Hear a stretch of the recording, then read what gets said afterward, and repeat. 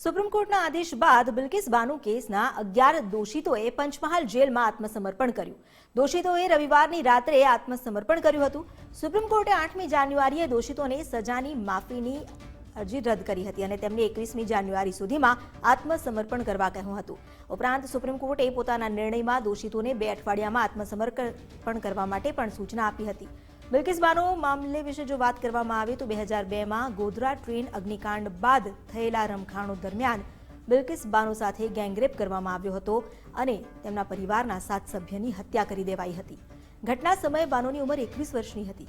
21 જાન્યુઆરી 2008ના રોજ સીબીઆઈની વિશેષ અદાલતે 11 લોકોને દોષી ઠેરવતા આજીવન કેદની સજા સંભળાવી હતી। ગયા વર્ષે 15 ઓગસ્ટના રોજ ગુજરાત સરકારે તમામ દોષિતોને જેલમાંથી મુક્ત કરી દીધા હતા।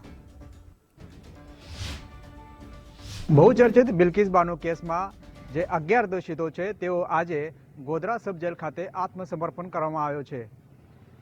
8 जान्युआरीना रोज सुप्रीम कोर्ट द्वारा जे गुजरात सरकारे जे 11 दोषीओने मुक्त करवानो जे निर्णय छे तेने रद्द करी आ 11 दोषितोने 21 जान्युआरी सुधी गोधराना सब जेलमां हाजर रहेवा माटे हुकुम करवामां आव्यो हतो। त्यारे आज रोज बिल्किस बानुना केसना जे 11 दोषितो छे तेओ आज रोज मोड़ी राते 11:45 गोधराना सब जेल खाते आत्मसमर्पण कर्यो छे। Namdev Patil, Gujarat first news, Godhra, Panchmahal.